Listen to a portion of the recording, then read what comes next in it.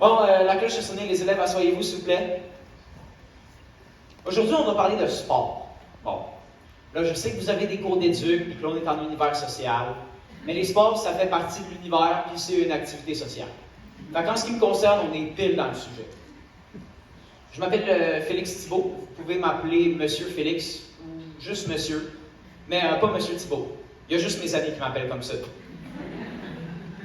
Oh, oui, il y a une question? Mais pourquoi tu veux savoir ça? C'est personnel. Non, je mange pas mon steak bien cuit. Le steak bien cuit, c'est une insulte au chef, à l'éleveur puis à la vache elle-même. Bon, est-ce que je peux continuer? J'ai beaucoup de matière à passer. Oui? Ok, vous avez levé la main pour me dire que je peux continuer. Merci pour cette belle intervention. Merci. Bon, les sports. On va commencer par parler des 3 grandes catégories de sports. Voilà. Premièrement, on a les sports où tu fais sur quelque chose, comme le volleyball. On a aussi les sports où tu garoches de quoi, comme le basketball.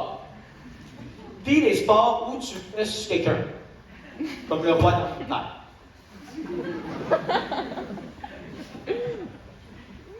Oui, c'est une question, ou c'est encore pour me dire que je peux continuer? Oui, ok, non, allez-y. La pétanque, non, c'est pas un sport. La pétanque, c'est la version de personne âgée de jouer aux billes. Oui, je comprends que votre grand-père pense que la pétanque, c'est un sport, mais votre grand-père, c'est probablement le genre de personne qui apporte son vrai passeport pour aller au resto. Bon, attention, là, parce qu'ici, ça se complique. On va espérer que TikTok n'ait pas encore brûlé toutes vos cellules cérébrales. On a aussi des sports qui font partie de 2 catégories à la fois. Tout le monde me suit? Oui! Ok, par exemple, entre les sports où on fait sur quelque chose et les sports où on fait sur quelqu'un, on a le hockey. Parce qu'on fait les deux. Tu sais, on fait sur quelque chose puis on fait sur tout le monde. Entre les sports où on fait sur quelque chose et les sports où on garoche de quoi, on a le baseball. Parce qu'on fait encore les deux. Puis entre les sports où on garoche de quoi et les sports où on fait sur quelqu'un, pour les mêmes raisons, on a le ballon chinois. Finalement, au milieu des 3 cercles, parce que ça englobe les 3 catégories, on a le football. On peut donc affirmer que le football est le sport le plus complet. Oui, il y a une question? Marco Polo, oui, c'est un sport. Parce qu'il n'y a pas une game de Marco Polo qui finit pas avec quelqu'un qui reçoit un coup de coude d'en face. Ah, ben oui, là, si vous garochez votre frère en dehors de la piscine, là, vous êtes dans les 2 catégories. Oui, vous comprenez bien. Oh, j'ai entendu une main se lever. Le drapeau. Non, le drapeau, c'est pas un sport. À moins que tu ne saches pas jouer et que tu fais sur tout le monde avec le bâton. Ouais. Ah, puis en passant, si vous avez déjà trouvé un fouet ou des menottes cachées dans le garde-robe de vos parents, ben je vous annonce que pour vos parents, le sexe, c'est un sport. Et ça irait dans cette catégorie-là.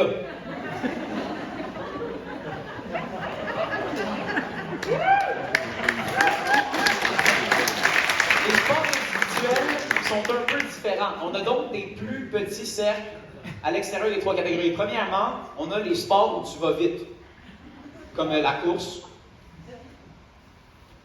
le patinage, le délit de fuite. On a aussi des sports où, paradoxalement, l'humain ne fait pas le travail. Par exemple, les sports où c'est la machine qui fait le travail, comme la course automobile. On a aussi des sports où l'animal fait le travail, comme être aveugle. Puis les sports où c'est la nature qui fait le travail, comme le ski alpin. Attention! Le ski de fond, c'est pas un sport, c'est un moyen de transport. Comment? Tu fais juste marcher avec des skis, là. Mais la nature n'est pas toujours clémente. Vous avez déjà essayé de faire du pédalo? Oui! Si oui, ça vous est-tu déjà arrivé qu'il y ait tellement de vent et de vagues que vous ne pédaliez pas pour avancer, vous pédaliez pour pas reculer? Un peu un bateau, un peu un vélo, un peu un moyen de torture. Le pédalo est au moyen de transport ce que l'ornithorynque est au royaume des animaux. Un ramassis de n'importe quoi. Une étude très sérieuse que j'ai trouvée sur un site internet anonyme montre que, malgré la pensée courante que tous les sportifs sont attirants, l'attraction des femmes varie en fonction du sport pratiqué par l'homme. En première position, avec 89%, le volleyball de plage. En deuxième position, avec 62%, le hockey. Malgré des attentes basses, le golf a quand même réussi à aller chercher 34%. Je ne sais pas ce qu'elle leur trouve, c'est juste des messieurs riches avec des gros bâtons. Puis en dernière position, avec un piètre 2%, le water polo. Ai-je besoin de vous expliquer pourquoi? C'est les jackstraps ses oreilles! Après d'innombrables heures de recherche et de calcul, j'ai fait des recherches, puis j'en suis venu à un théorème qui exprime le pourcentage de chances que j'ai de devenir pro dans les sports. Là, faites attention, puisque ça va être à l'examen. En première position, avec 79%, le soccer. Pas pour me vanter, mais j'ai un certain talent en théâtre.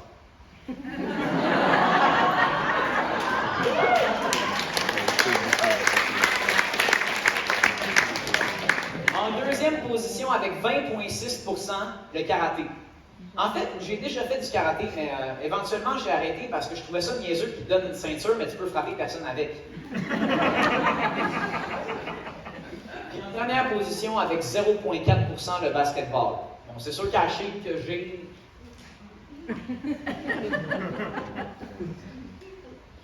Depuis 27 ans, une étude est menée sur les Albertains de 25 à 35 ans par l'Institut sportologique de Londres et le groupe de mathématiques quantiques de Melbourne, en collaboration avec l'Orchestre symphonique de Tokyo. Ils en sont venus à un théorème qui prouve que chaque sport divise les gens en deux catégories. Ceux qui le regardent et ceux qui ne le regardent pas. Ah, puis trompez-vous pas, le groupe 2 est à gauche.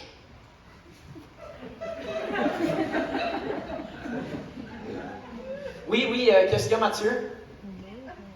Ah, le cours tire à sa fin. OK, bon, regarde. Ce que je veux que vous reteniez de tout ça, l'important, le sport, c'est pas juste des statistiques, ça vient avec le cœur. C'est pour ça que pour bien vous l'exprimer, j'ai fait une statistique. J'ai fait un autre graphique intitulé « Les sports que tu prends pour eux autres en jouant ».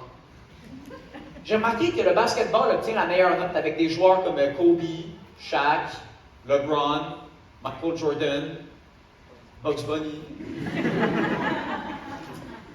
En deuxième position, on a le hockey, avec des joueurs comme Sidney Crosby, Alex Ovechkin, Connor McDavid, Reggie Dunlop. On observe ensuite une baisse drastique parce qu'on arrive au soccer. Au soccer, tu as juste deux choix. Tu te prends pour Messi ou Ronaldo. Et en dernière position, c'est le football. Parce qu'au football, si t'es corps arrière, tu te prends pour Tom Brady. Si t'es bloqueur gauche, tu te prends pour Tom Brady. Si t'es remplaçant dans la Ligue canadienne de football, tu te prends pour Anthony Calvillo.